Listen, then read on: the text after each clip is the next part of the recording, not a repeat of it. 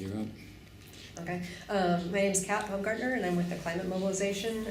I'm here with Nick Wilson. He's also with the Climate Mobilization. And we're just here today to tell you about who we are and what the pledge is all about and how hopefully we can collaborate together as two groups. So to start, the Climate Mobilization has been operating for about 7 months. It was founded by a woman named Margaret Klein. She's a climate psychologist back in New York, Brooklyn. And she got her PhD and was off and running with her profession and everything, and was just kind of struck with the crisis that we're getting into and the fact that our whole system is paralyzed and nothing's really happening. And her and a few other colleagues of hers came up with this pledge. And she didn't invent it. I guess, I think it was in 2006. Bill McGibbon and some other people from Greenpeace and Friends of the Earth and some other organizations wrote a letter to President Obama asking for a World War II scale mobilization to address climate change.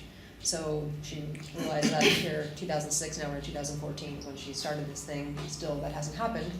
And like I said, our background is climate psychology, and the main stumbling block to all this is getting people involved. Because like I mentioned, myself, I was one of those ones that just didn't want to deal with it. The crisis was too big. I felt like really we were doomed anyway, so I kind of had the idea that we might as well just enjoy our lives because we're all going to die at some point anyway.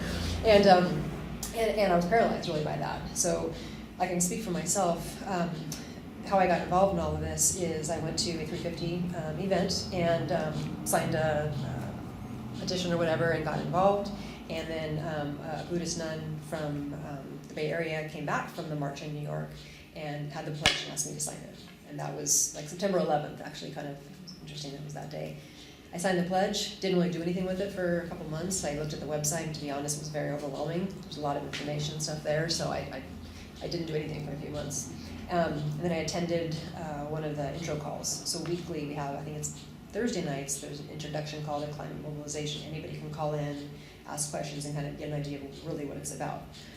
And so I did that, and fast forward here, 3 or 4 months after that, like I was saying, I'm the point person for California now, so I'm way involved. I pretty much committed my life to this cause now. And yeah, so getting into the pledge, that's kind of us, that's who we are, that's what we stand for. I know there's organizations like 350 and all these other ones that are working on different campaigns, and it seems and I've done volunteer work for all of this, and even as a person on the other side, I've always asked what can I do?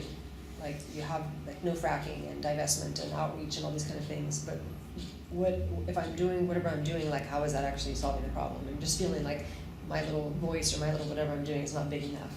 And the Climate Mobilization and the pledge kind of addresses that, because should I go into it on the? Okay. Anyway, so the pledge to mobilize basically is the main tool that we use, and it's like I said, a way of kind of breaking out of the psychological barriers of denial and passivity, and it works this way. So it's really once I leave here, and hopefully you all sign the pledge, you are just as empowered as anyone else is. It's kind of a peer-led thing, and the hope is you take the pledge, and then you ask 10 people to take the pledge, and they ask 10 people to take the pledge. So our goal and our foundation basically is building a base of voters. So when the 2016 elections come, we have got hopefully millions of people that are advocating for, and I'll go through what the pledge is saying, that our federal government respond in a way that it needs to respond, and in a way that, like you were saying, 20-something years ago, that this was an issue, and we knew it was an issue, and we haven't really done anything. So the pledge to mobilize, just basically I'll read it. Climate change is causing immense human suffering and damage to the natural world. It threatens the collapse of civilization within this century. Confronting this crisis is the great moral imperative of our time. So what we're asking the government to do is, 1, immediately commence a social and economic mobilization to restore a climate that is safe, stable, and supportive of human civilization. This heroic campaign shall be carried out on the scale of the American World War II home front mobilization, and will require hard work and shared sacrifice from all Americans. And I'll read the main bullet points for the rest of them. 2 is reduce our country's net greenhouse gas emissions 100% by 2025. 3, enlist tens of millions of Americans in efforts to rapidly expand our carbon-neutral energy and agricultural systems. 4, conduct this mobilization in accordance with the Constitution and ensure that the essential needs of the civilian economy are met during this time of transition. And 5, establish the following imperatives as our nation's top foreign policies. 100% reduction of global net greenhouse gas emissions at wartime speed, and the deployment of comprehensive measures that remove greenhouse gases from the atmosphere until a safe climate is restored. And then the part that basically asks the person that, yes, I'm asking the government to do all these things, but I will vote for candidates on the local, state, and national level who have signed the pledge to mobilize over those who have not. Donate time and money exclusively to political candidates who have signed the pledge. And 3, mobilize my skills, resources, and networks to spread the truth of climate change and the hope of this movement to others. When I spread the pledge, I will do so with respect, truth, focus, and courage. Thus I pledge to mobilize in defense of civilization and the natural world. So, like I said, it was pretty powerful when we took that, and it was, we kind of like call and response, so she would read a little bit and I would read a little bit, and there was something like profoundly changed in me when I took this pledge. So I think just on the normal person, like I said, a normal consumer, if it had this impact on me, I think it would have this impact on other people. And especially because, you know, the more that you're educated, the more you find out about things, there are solutions. So rather than just all the doom and gloom and, you know, all the statistics of the sea rise and all this mass horror that's going to happen, which is the reality of what's going to happen, it also says we have all of this, you know, the solutions. And this pledge is, you know, a way of holding our politicians' feet to the fire, basically, to do it. Now, we've been working with other organizations, so we actually have quite a few members that are 350 volunteers that also have signed the pledge. So we also see it kind of as, you know, you have your campaigns that you're working on, and you have people volunteering in that capacity, and then this is just like one more thing that they feel, you know, empowered to take the pledge, and then they talk to their friends about it and hopefully get them involved in some of your issues. And I think that's all I can think about, unless you have questions. Okay, so questions from anyone? Kat, the signatures and the names that you collect go into Nation Builder, is that right? Right. To build a mailing list. Mm-hmm. And as I understand it, the Climate Mobilization also is interested in fostering local movements, local activities. Mm-hmm. Can you tell us a little bit more about that? Sure. Yeah, and so far, so we've got a little over 1,100 people that have signed the pledge so far to date. Actually, today you mentioned Ralph Nader. He actually signed the pledge today, so he's our first politician that took the pledge. A little bit about that. So I'm working with a council member up in Seattle named Kawana Salant. She was responsible for the $15 an hour minimum wage. She's very progressive, very into climate, and it sounds very promising that she also might kind of take this on. As well as the fact that I mentioned I went to Climate Reality Project leadership training in Iowa, and had an opportunity to get the pledge to Al Gore, and he's seriously considering signing it and endorsing it. So it's moving. You know, people can see the value in it. To answer your question about the events and stuff, so June 14th, we're calling it the National Day of Mobilization. So different groups all over the nation that have signed the pledge are working on getting together and doing something on that day, kind of like a collective effort. And it could be anything from talking to your family. We're actually going to go out to a farmer's market and talk to people and try to get people to sign the pledge. Organize a march, like whatever. That's like our big day.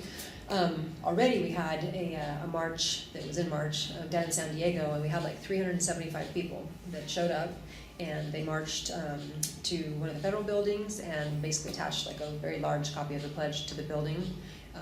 And they've got several other marches scheduled for the rest of the year, one of which is June 14th, and apparently, I don't remember the guy's name, but he's a ex-senator or something from that area. He's actually riding a horse, like on that day, through like the Paul Revere kind of thing, and he's gonna like basically say climate change is coming.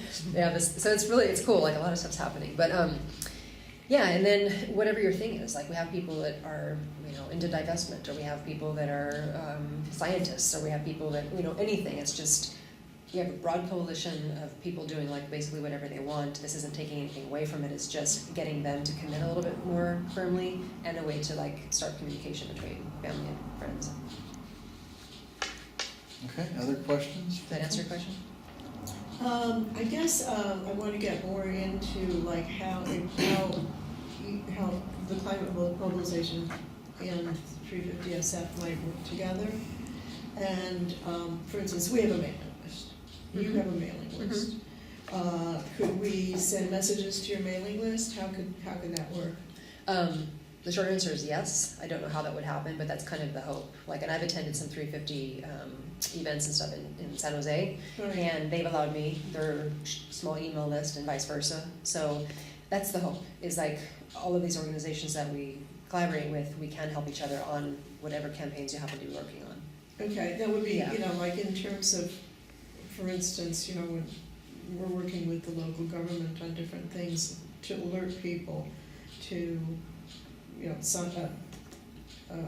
write letters or sign petitions or go to meetings or whatever. The more people we could reach with that, the better, that are in our locality. Right, and how that probably would look is like, so California is actually kind of growing. I think we might have like maybe 200 or 300 people have taken the pledge, and I'm like the one-point person for all of that, so it's not going to last very long. What we see happening is either being broken down in congressional districts or just areas or something. There would be someone assigned to that area. So it would be like, if you're the contact at 350 San Francisco, then when you have stuff coming up, you let me know, or whoever's in that capacity, and they send a blast an email out like, this is happening, go support this, you know, a march or write letters or whatever, and vice versa. You know, so like I said, we're not a single campaign group. It's just a tool to get people to break free of like denial. That's basically it. And to build a broad base of political support that's going to hopefully influence the elections and get politicians to actually not just talk climate, but do something about it. Yeah, the value of this, for me, is that it puts a real conceptual framework around the scale of effort that's going to be needed. And I think that helps, you know, that helps everyone focus, or should help everyone focus on what the priorities are. I also wanted to ask you,